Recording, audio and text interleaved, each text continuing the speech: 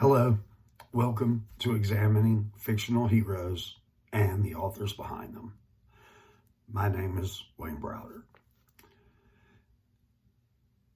Tonight I am continuing with the theme of survival stories, and in light of recent events,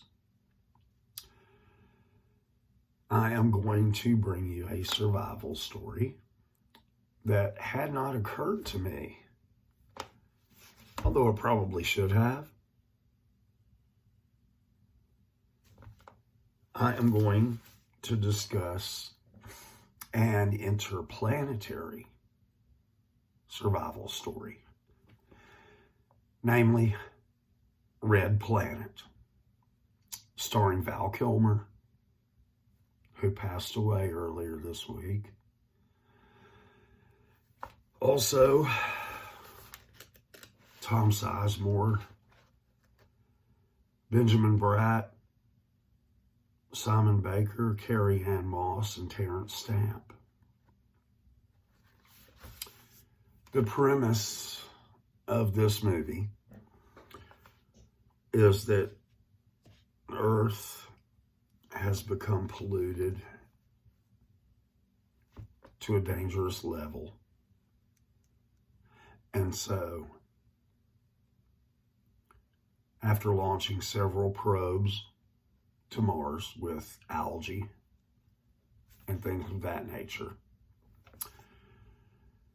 and also low-order nuclear detonations to melt the ice caps, they hope to create a greenhouse effect and make breathable air on Mars to begin colonization. The crew, Gallagher, who's Val Kilmer, Tom Sizemore is Birchinall, Benjamin Bratt is Staten, who's second in command, Simon Baker is Pettingill, Carrie Ann Moss is Commander Bowman, and Terrance Stamp as Chantillis are the ones selected to go to Mars to check on the progress of the work. And the journey takes 6 months, and there's supposed to be a habitat there for them while they're there.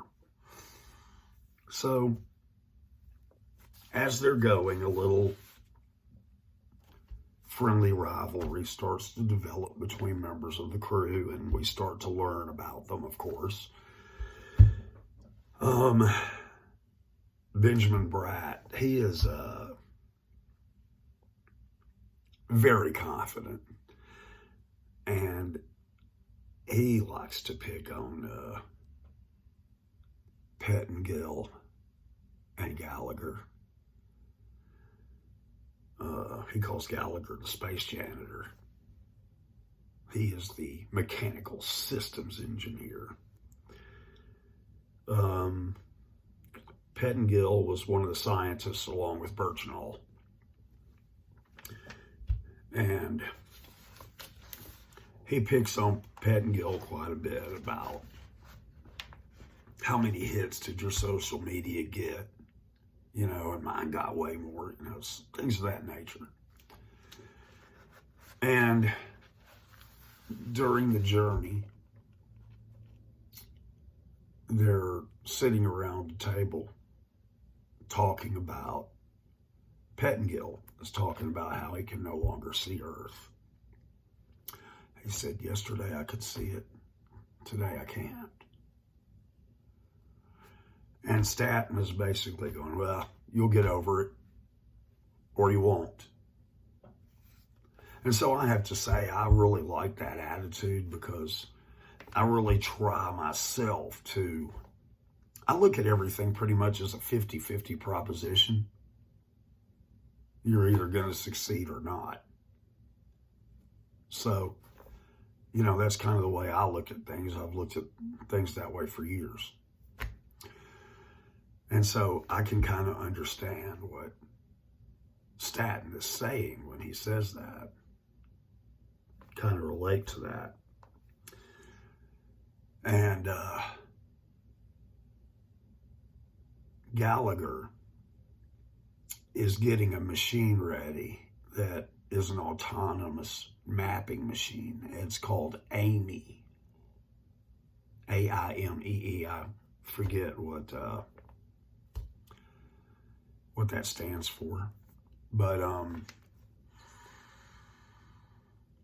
she has the mapping and everything mode. She also has a military mode. And Gallagher demonstrates that on Pettingill. He gives Amy a marker and says, kill him.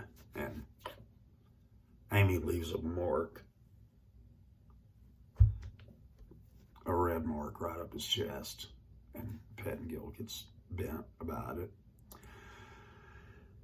But the flight, well, during the flight too, Gallagher begins to talk to Chantillis quite a bit. And Chantillis is a philosopher. And so he is basically trying to convert Gallagher to his way of thinking. And, Gallagher's open to it, but they also, Birchnall does this, I believe, but they make a still in the ship, and Commander Bowman finds out about it. And she comes down there and gives them a hard time about it for a few minutes. And then she asks if this establishment serves women. So she takes a shot of it herself.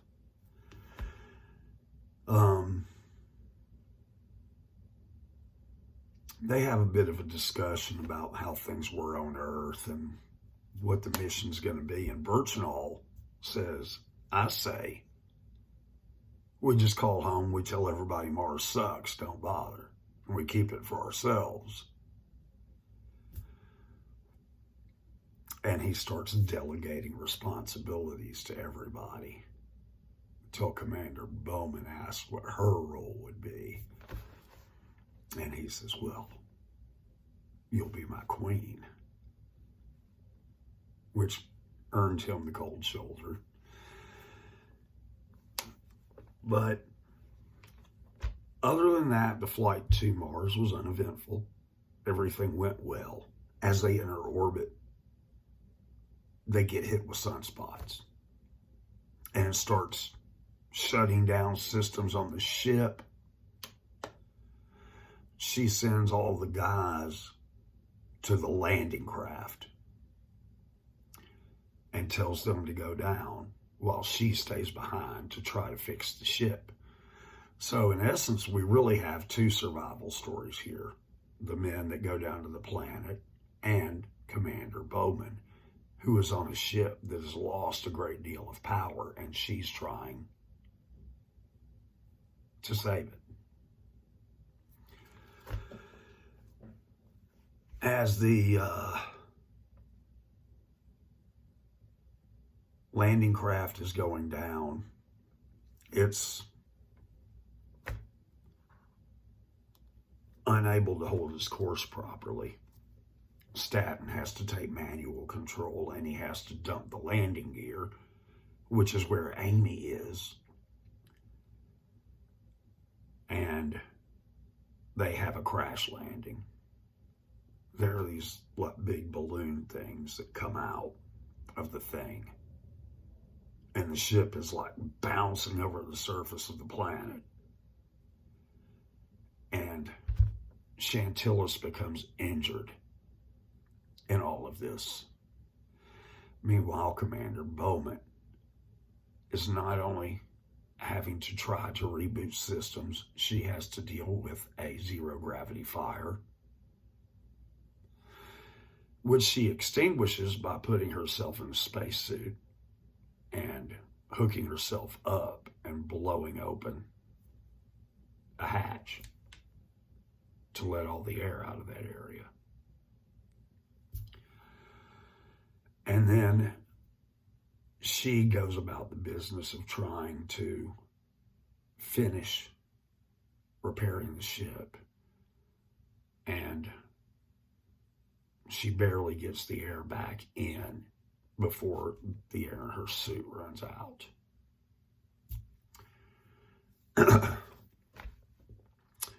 Meanwhile, the guys come out of the lander, and Chantillis is injured and he cannot go with the rest of the crew to Hab. And he tells them to leave him behind because them trying to carry him would slow them down just enough where everyone would run out of oxygen.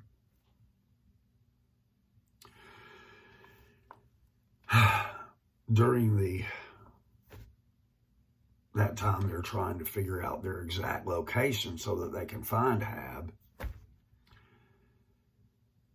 And they're looking at their charts and they're talking about, it's about the math. We got to figure out where we are. And Gallagher says, this is it. That moment they told us about in high school when algebra would save our lives. Which got a chuckle. But then he also figures out it's not about the math, it's about the picture on their thing. And he shows them that they're looking at it in reverse from where Hab is. And so they figure out the direction they need to go. However, when they get there, it's been destroyed. There's no food. There's no air. There's no shelter. There's just what's left standing there. So these guys are now facing a hard death on Mars by running out of air in their suits. They try to find oxygen among the wreckage, but they cannot.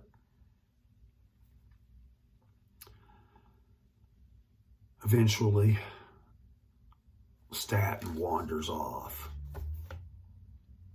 and shortly thereafter, Pettengill follows him. And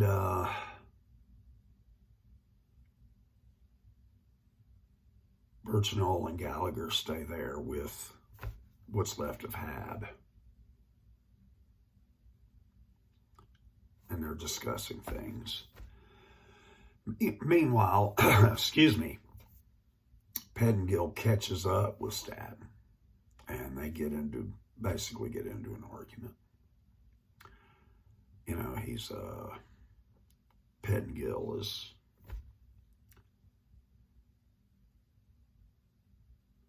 unhappy about being there. Stanton is like, well, technically, my flying skills are not the issue. We would have died here anyway.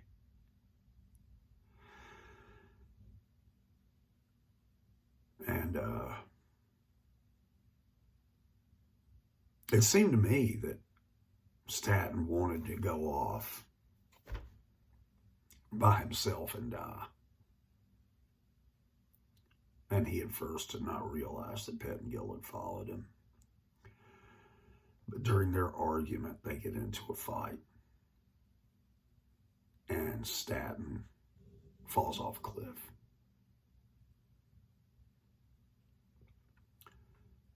So Pettengill comes back to Hab where the other two are. And he tells them Stanton is dead and that he threw himself off a cliff. But neither of those guys really buy that. And then Gallagher's suit warns him that he has to replace his oxygen canister immediately, which he can't do. So he gets up. He's going to try to move away a little bit, probably also to be by himself, but probably to spare the other two guys as much as possible from watching it. But he collapses before he gets very many steps, and he's struggling for breath. And meanwhile, before his is exhausted, the other two guys' suits chime in and tell them the same thing. So they're starting to go right there. And in desperation, Gallagher opens his face mask. And he finds out they can breathe. It's just thin. It's like being at high altitude, but they can do it. He tells the other guys to purge, and they do it. And none of them know why this is happening, but they are grateful for it.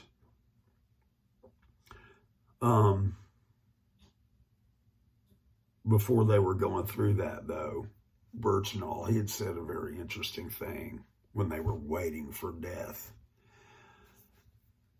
He said, "Short time to live, long time to wait." Because that's all they could do. But shortly after they've purged and they're trying to figure that out, Amy shows up. And they're needing a way to contact the ship. She has a way, but part of her has to be removed. And they were saying, like, Gallagher says, well, that'd be killing her. And Birchnall was like, huh, you want me to do it? But Amy flips over to military mode because they're trying to kill her. So she attacks them. They manage to fight her off, but she breaks one of Birchnall's ribs in the process and then takes off. And, they're questioning that. And Gallagher says it's battle tactics. Wounds one, the others have to help. She'll come back for us. So, meanwhile, Commander Bowman has gotten things under control on the ship, has contacted Earth and told them what's going on. And they're figuring out at what point she needs to come back. And she decides to take one more look around because she hasn't heard from the crew, via the cameras on the ship. And she sees Chantillis, his body, obviously, sitting out there where they left him by the wrecked lander. And then she starts looking around for Hab, and she finds it, and it's destroyed, and that's all she sees. Actually, I'm getting a little ahead of myself. She saw it was destroyed before they did. So she thinks there's nobody left and no way for anybody to survive.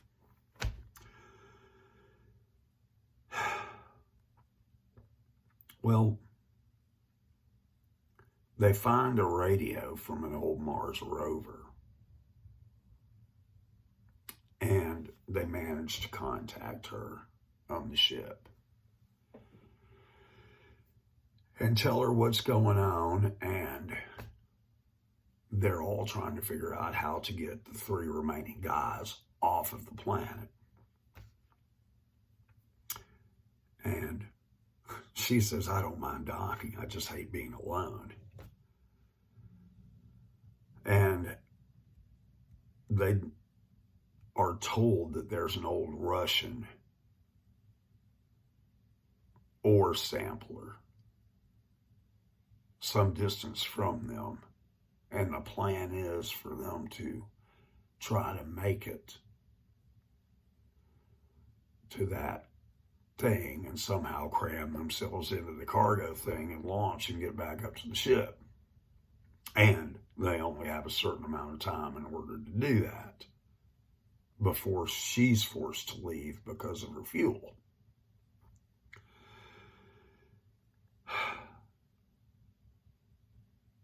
Along the way, she gets a call back from Earth where the engineers for NASA and the guy who designed the Russian rover are talking, and they decide only 2 people could possibly fit in the cargo part of that launcher. And as they're taking shelter from a storm in a cave, Gallagher tells them that only 2 can go. And then he says, you 2 will go. I'll stay behind, make sure it launches. And then he says, we'll probably get 10 feet off the ground and then explode, and I'll still outlive both of you. It is Russian after all. And they're kind of laughing about that. But Pettengill makes an issue of the fact that the other guys do not trust him. And so while they're all asleep in there, he takes the radio and leaves to go try to find the thing by himself. However, he is attacked by Amy while he's out there, and she kills him. Not only does she kill him, but she allows them to see the video of it on their wrist things. So she's not only doing it, but she's letting them know she's doing it. Well, they go out there and they find his body, and the radio's still with him. But there's also some kind of bug inside his body. And Birchnell's trying to figure out, because he hears something. And he's trying to cut the suit open. And these things start going off like little firecrackers out of his body. And what he discovers is those things are eating everything, but they produce oxygen. So that's why they went off the way they did. And he gets one in a little glass sample tube, and they're going to take it back to Earth because he's thinking they can use it to help clean up some of the pollution.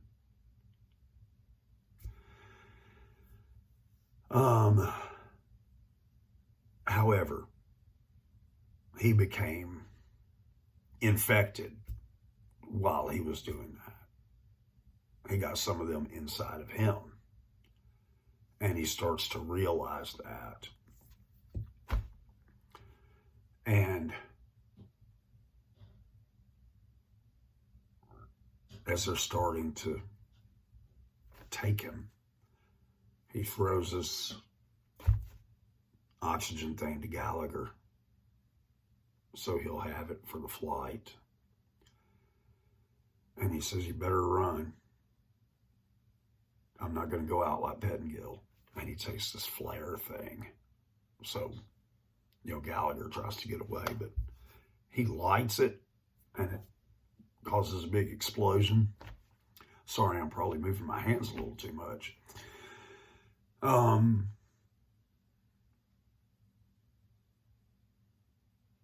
But he survives it, and he goes on and he finds the Russian lander. And he's talking to Bowman on the ship, and she's telling him what he needs to do in order to launch it, recalculate it for one person and everything. And along the way, he discovers it doesn't have enough battery to ignite and take off. And she says, is there anything else there that you can use as an altered energy source? And he's looking around like, let's see. Nope, just rocks.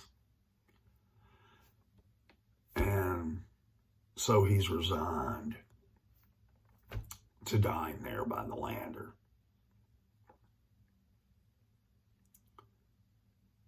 And then the little drone from Amy flies overhead.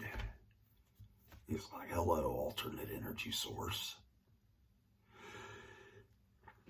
And so he waits for Amy to get there. And when she shows up, she's about to, hit him and kill him.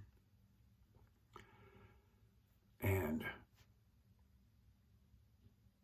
he dodges her and puts a couple of wires together and blows out a parachute, knocking her off and covering her, and then lights a thing so that she burns. And as he's trying to pull the power source out of her, the drone is still flying around, and he just barely gets it in time before it collides with Amy and blows her up. But in short, he uses this to make the launch, and she's already given up on him because they've lost radio contact. But he makes the launch, and that capsule is coming apart during the launch. And she catches it, and she suits up again and hooks up to a cable and has the ship has AI. She has it push her out at maximum velocity so she can intercept what's left of that module that Gallagher's in, and brings him on board and basically saves his life because he had stopped breathing. So, as I said, we had the two survival stories, one in the ship, one on the planet, and only one of the men on the planet survived. And obviously she did. It wouldn't have mattered if any men survived if she hadn't. But I thought that, I don't know if I mentioned this at the beginning. I had not thought of this movie when I decided to start survival stories. Only because of Val Kilmer's passing earlier this week did that occur to me. So I thought it would be fitting to cover that one this week. I always liked him as an actor. He was very good. He was in my favorite movie, The Ghost in the Darkness. And I don't cover that on here because it was based on a true story. Though I might someday, possibly. And he was in a lot of other really great roles. Obviously Tombstone, Heat, several others. And he stood out. He was a very good actor. Top Gun and Top Gun 2. I'm really glad he got a chance to be in Top Gun Maverick. That was very good. So anyway, guys, I appreciate everything. I appreciate your time, and I appreciate any comments, likes, dislikes, follows, whatever. They're all good. I appreciate all of them. And I hope you guys have a good night and a good week. Thank you.